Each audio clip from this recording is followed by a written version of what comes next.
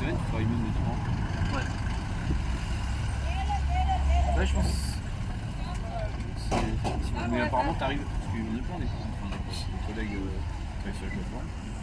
Justement, le gars, je t'ai envoyé le. Cambos. Ouais. Attends, il disait qu'il y avait le. Par contre, c'est vraiment une montagne. Attends, comment il s'appelait ça? Il y a des pioles. Il fait 12-12. Ils appellent ça la banane chaude. Ça.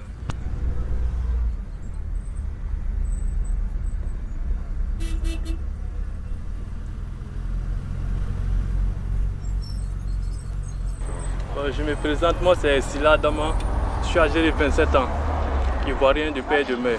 Mon travail c'est quoi? Je fais les vitres teintées, la décoration des voitures telles que les taxis, les woro, on fait aussi la calligraphie, on fait les vitres des bureaux, maisons, voitures. Nous vendons aussi des pièces de voitures telles que les postes auto, des tapis de sol, des habillages de fauteuils. Bon, on fait un peu de tout, on fait un peu de tout.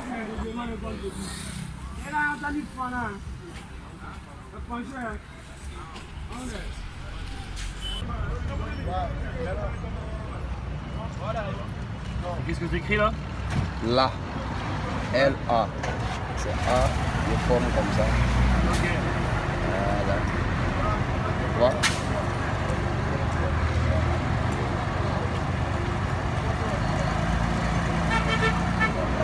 Ce travail-là, je l'aime bien parce que avant de se mettre dans un travail, on doit aimer. Si tu n'aimes pas un travail, tu ne peux pas connaître. Aujourd'hui, si je connais mon travail, c'est parce que j'avais l'amour de ça. Après vient l'argent et autres. Et j'ai l'amour du travail d'abord.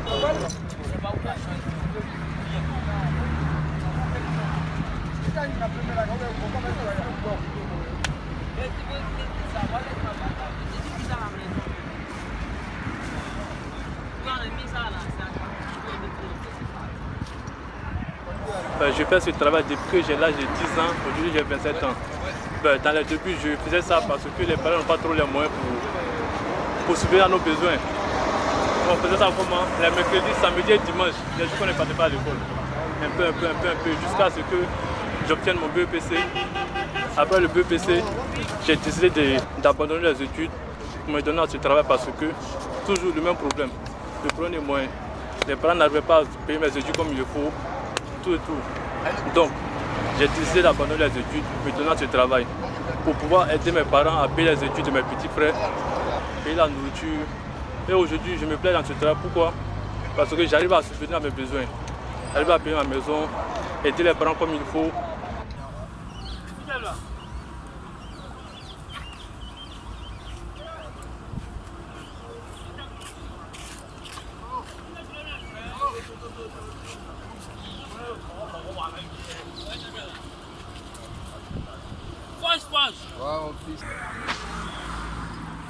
L'histoire de la base de voiture, c'est un Ghanéen au fait, c'est un Ghanéen qui a été le premier à envoyer ça. C'est-à-dire qu'il était le premier endroit où on faisait la décoration de voitures, tout ça. Dans les années 1990, non, au fait 88-89. Moi, mon papa l'avait de la voiture ici. Mon propre papa, c'est ici qu'il a rencontré ma maman et après, nous sommes venus, nous sommes là. Je vous l'ai dit, depuis que j'ai 7 ans, je suis ici, jusqu'à aujourd'hui à 27 ans, bientôt, nous sommes en 2020, bientôt heureux 28 ans.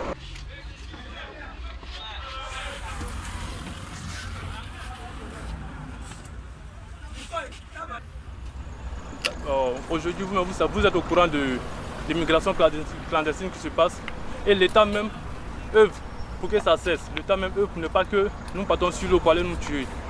Mais ils sont venus nous parler de ça. Si nous avons compris, on ne peut pas aller sur l'eau. Nous ne pouvons pas aller sur l'eau parce qu'on a de la famille derrière nous. On veut rester ici pour s'en sortir.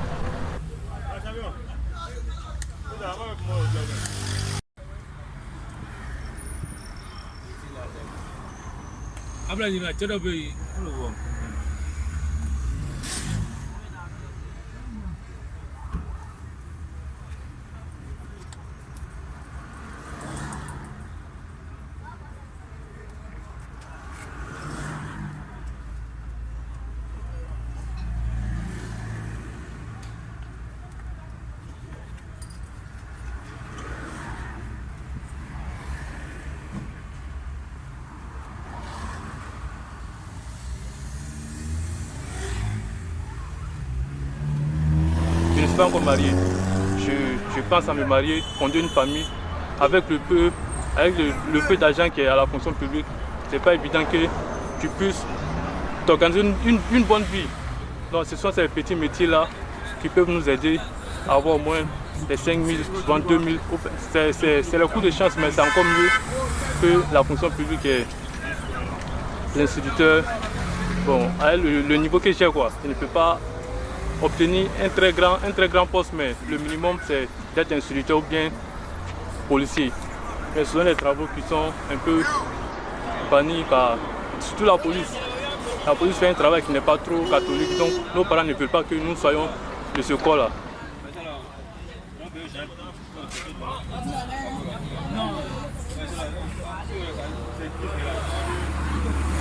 En dehors de ça, c'est l'instituteur qui est aussi un peu compliqué. Donc, on est là, nous croyons en Dieu. Nous attendons à ce que Dieu nous fasse un signe. Bon. Peut-être qu'il nous a réservé le bonheur quelque part d'autre. S'ils sont venus nous casser ici, on attend le signe de Dieu.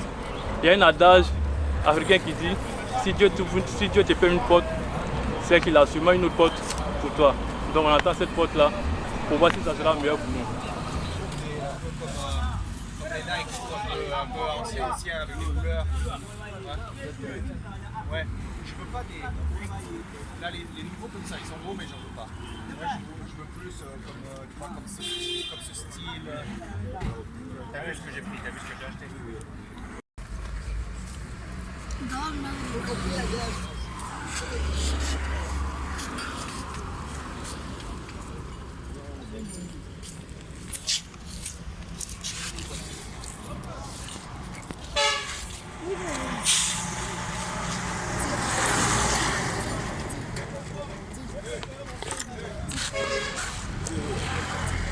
Ça va en général. Non, ça va placer. Ça va monter. Mais le dur. Voilà. Ça fait 5 ans maintenant que le district d'Abidjan est venu nous chasser pour dire qu'ils allaient construire on ne sait pas quoi, un jardin public. Mais jusqu'à aujourd'hui, le jardin public ne voit pas le jour. Non, on a le dur de faire. Au lieu d'aller voler, au lieu d'aller braquer, nous avons décidé de faire des petits trucs avec nos doigts. Il n'est pas que le taux de chômage soit grandissant en Côte d'Ivoire. Mais comme l'État ne voit pas ça de cette manière, il veut nous chasser.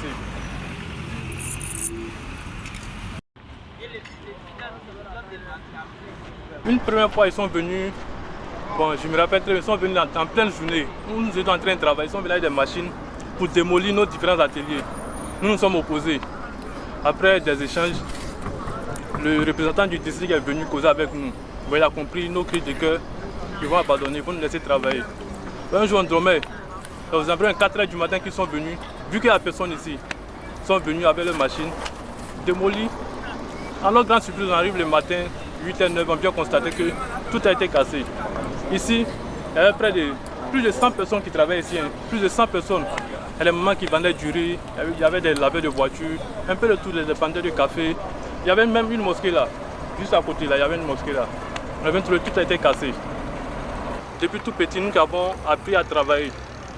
Même si l'État ne peut pas nous aider, qu'il ne nous chasse pas du lieu où nous travaillons. Non, qu'il ne nous chasse pas du lieu où nous travaillons. C'est un peu ça ce que je voulais vous dire. Bon.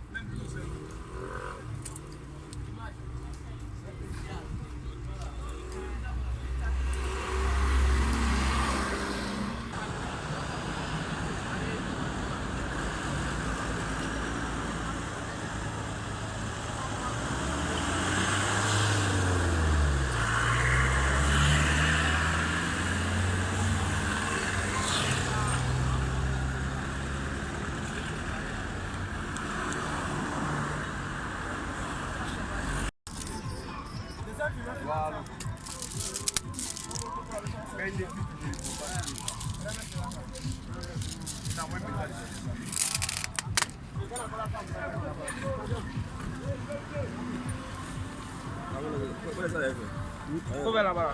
Non, comme c'est de côté là. Voilà.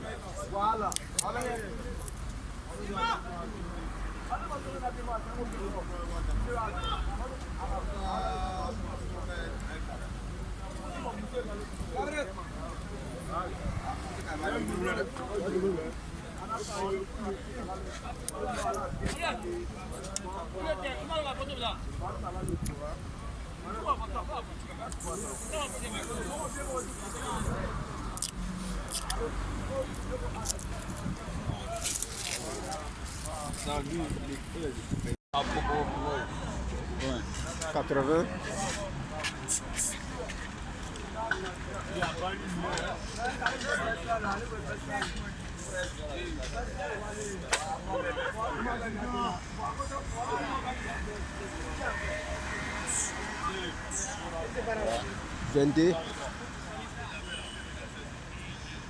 Nous, la jeunesse consciente, nous qui avons décidé de laisser ça, attendre au travail sans nuire à la société.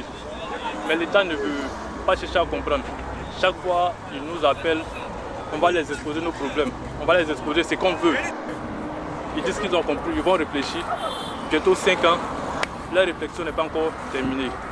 Donc on est là, on se débrouille un peu à côté. Je vais profiter aussi pour appeler les bonnes volontés, des personnes qui peuvent nous aider à obtenir un autre site, même si ce n'est pas ici, un autre site où on peut être à l'aise, même si ça vous construit des magasins, pour qu'on puisse louer ça par mois. Ça peut aller.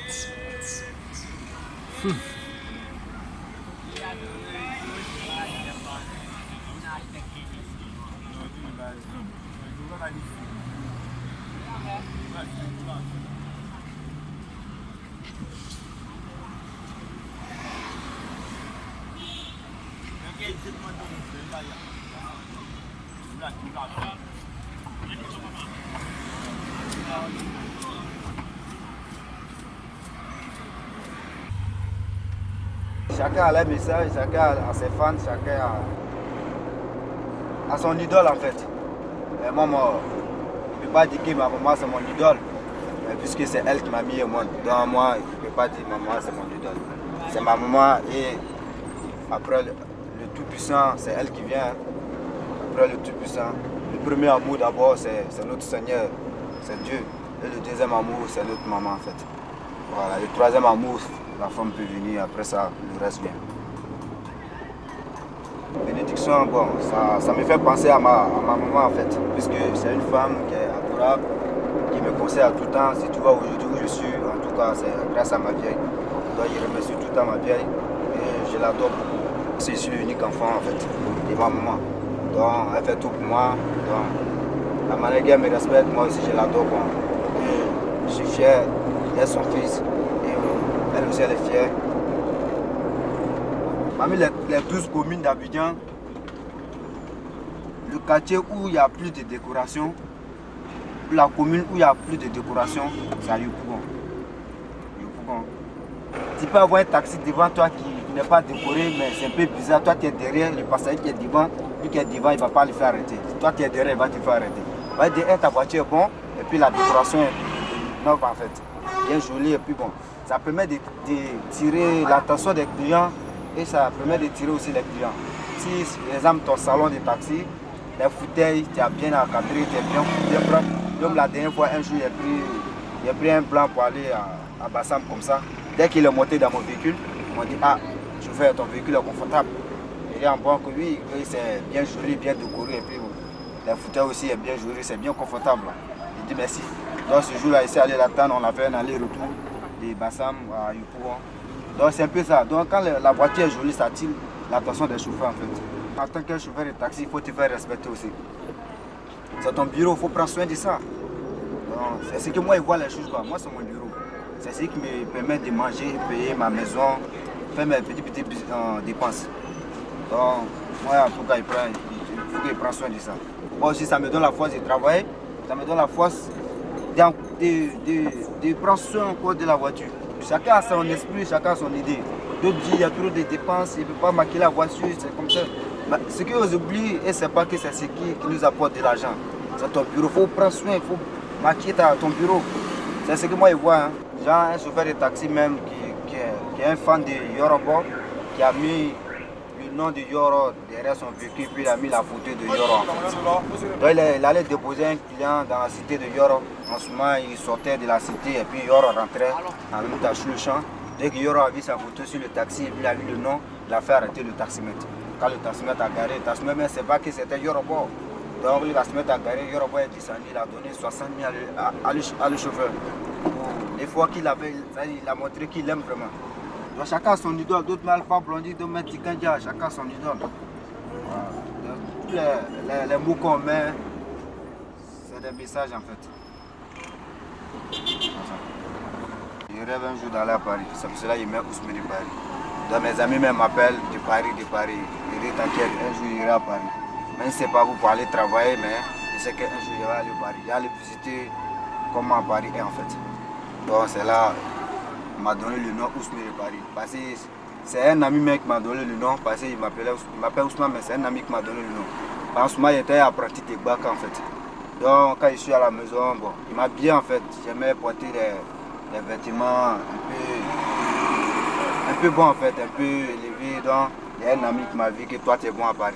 Que la manière que tu t'habilles, c'est que tu es bon à Paris. Donc mes amis étaient là, donc ils m'ont donné le nom en même temps Ousmane de Paris. Donc moi aussi j'ai aimé le nom.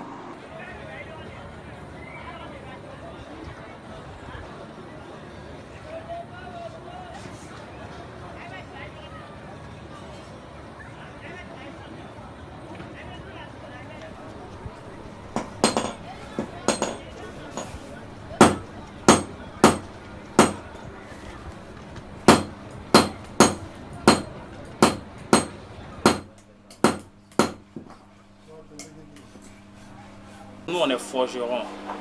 Vous savez, les forgerons, ils travaillent essentiellement du fer et le bois. Tout ce qui concerne les haches, la tabac et aussi les charrues pour les buffles. Le forgeron, la spécialité, c'est ça. Mais arrivé maintenant en ville, il y a la bijouterie moderne qui est installée déjà. Mais le forgeron, il voit que le bijoutier travaille souvent avec l'enclume pour étirer le métal. Or, le forgeron aussi travaille avec l'enclume pour étirer le fer. Du coup, ils font la bijouterie pour chercher de l'argent en fait. Ils prennent l'argent blanc, ils tapent avec le marteau, ils font des bagues, des bracelets, des chaînes, des boucles d'oreilles. Et c'est comme cela, c'est à partir de là, à partir de la forge, que non, on s'est instauré dans la bijouterie, mais traditionnelle, de façon traditionnelle, avec les outils que nous on fabrique. Tu vois le marteau là, le marteau c'est nous-mêmes qu'on fabrique le marteau parce qu'on est forgeron. Depuis 1960 ou bien 1950 avant l'indépendance, il y a eu des parents, il y a eu aussi les grands frères, il y a eu aussi nous qui faisons la 4e génération. Voilà, ça se transmet de génération en génération, c'est comme cela, la bijouterie traditionnelle. Même les apprentis, c'est un peu la famille, la connaissance, les amis. Tu vois, c'est pas comme une société où les gens ils postulent et puis ils sont embauchés, non. C'est la famille, les amis.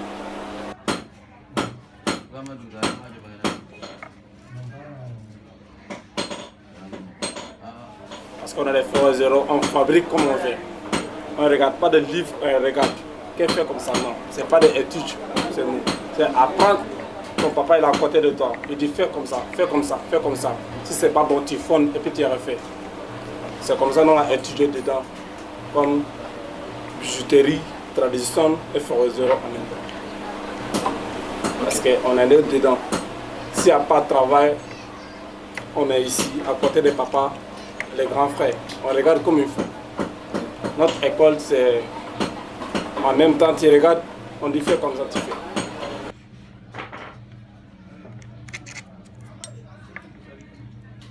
J'ai étudié la gestion commerciale. Voilà, du coup, ça va un peu avec mon travail. Quand je finis de produire, mon produit, comment faire pour commercialiser. Il y a la chambre des métiers et des artisans. Il y a le ministre même des artisans. Et c'est reconnu aussi par le ministre du commerce. Parce que nous travaillons avec un registre de commerce. On paye la patente. Vous voyez.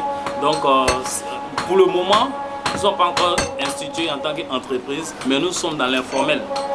Parce que pour formaliser, il y a toutes les taxes qui vont avec.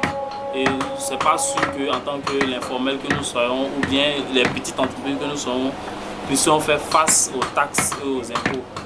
Voilà. Donc, pour le moment, c'est les patentes, des petites taxes, les impôts synthétiques. Les impôts synthétiques qu'on paye. Sinon, c'est reconnu par l'État que nous sommes les artisans.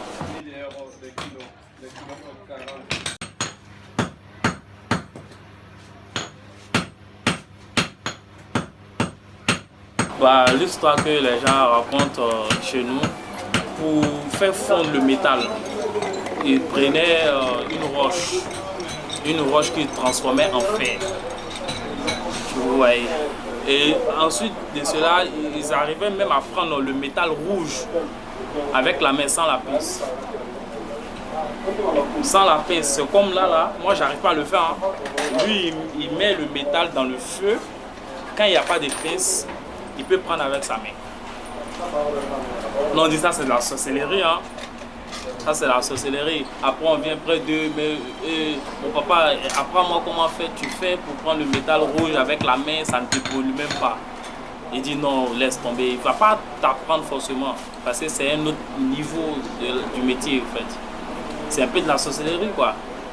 C'est un peu mystique. Voilà.